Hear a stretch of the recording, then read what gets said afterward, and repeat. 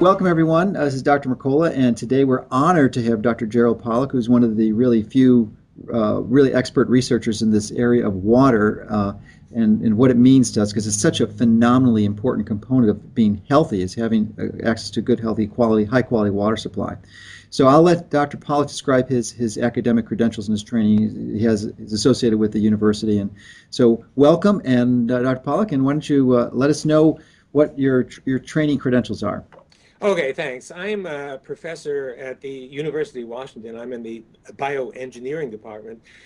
So I became interested in water, and we've been doing research in my laboratory at the University of Washington now for some 10 years on water. And the book that I wrote in 2001, it's called Cells, Gels, and the Engines of Life. It talks about the role of water in cell biology, and water is absolutely central. As I said, if you look at the textbook view says almost nothing about water in practically every organ in the body, and yet, as I said, we're at 99% water, so it doesn't make any sense. And what the book does is it brings to the fore the role of water.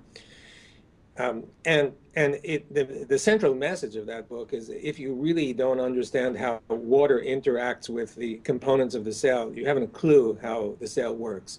So that's what really got us started. And as I said, we've been doing research in that area now for 10 years, experimental research. And we found out much more than we ever expected to find out about water. And most people think, well, water, everybody knows everything there is to know about water. Well, I was shocked to find out that most people think that that's true. And those in the field know that it's absolutely not true, that we haven't a clue how water works. You think even in late 2010 that even at this stage that the leading edge of scientists like yourself really are still, we're just the tip of the iceberg in our understanding of what the foundational basics of water comprise?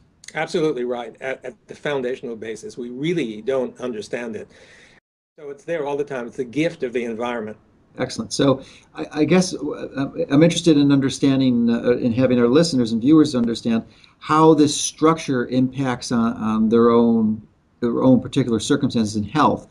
Because we've all heard a lot about structured water, and actually many people who hear about it, at least in conventional circles, are relatively skeptical and doesn't even believe the concept exists, let alone that there's value to it. And and it becomes particularly important when we seek to introduce high quality water. You've told us that 99% of our body is water, and we have to obviously replenish that. We don't make it ourselves. And the real challenge that many of us have is to make sure that we have a supply of clean water, because of course we live in an industrial society and it's associated with so many contaminants. So that filtration process to clean the water supply frequently destructures the water, as I understand it. But how about the application of drinking structured water, and the importance of that is how that interacts with the water that's already in our system? Is that water integrated into our tissues, or does it go some sort of transformation before it, and how does that work?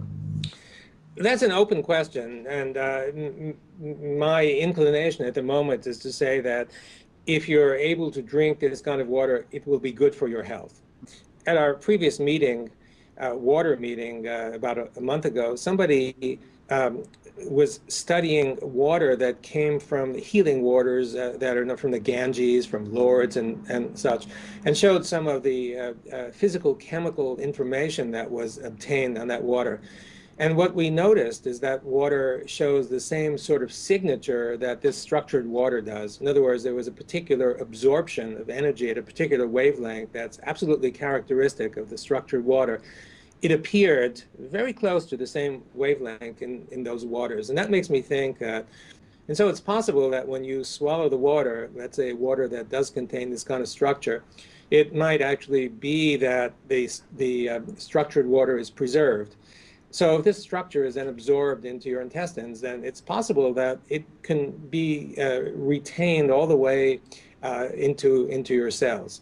So it's also possible that it's the charge that really matters. So this structured water contains charge, negative charge usually, and it's possible that what you're really doing is absorbing the negative charge. You mentioned one component of the structured water is this charge, and I'm wondering if introducing electrical forces into a water or a current into a water would help restructure it or destructure it, if you've looked at that.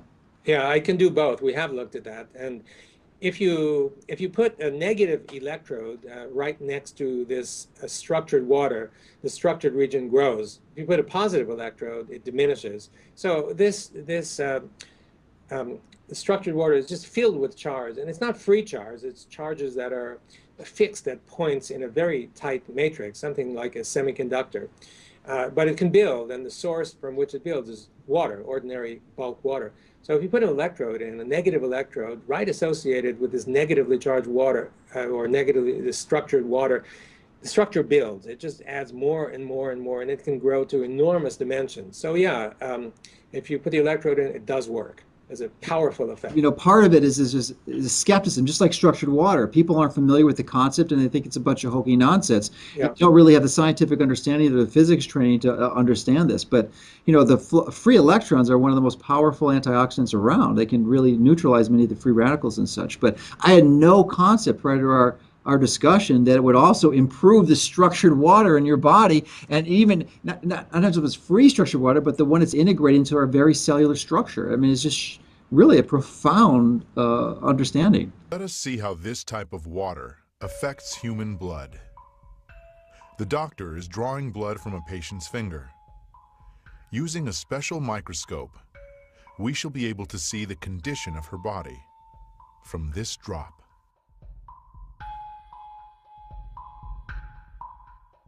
These are red blood cells, and they've lost their electrical charge, so they're all stuck together in a formation called a rouleau. Here's a huge symplast. Symplasts are associated with heart disease and arthritis and lung disease and many other conditions that could be coming in the future. The doctor asks the patient to drink a small amount of structured water. After 12 minutes, the doctor again draws blood from the patient and studies it. So you can see that the cells then become buoyant, they become slippery, and they have their electrical charge, so they repel each other. That allows them to carry oxygen, and it means that we're changing the pH of the blood back to an aerobic environment rather than an anaerobic environment. I think that's utterly amazing. That just drinking water could do that. Well, I want to go back to the structured water a little bit because it occurs to me that I kind of made some assumptions that many of our viewers or listeners may not appreciate, and that is that the benefits of structured water. I mean, it's become. I mean, it's obvious to me and many others.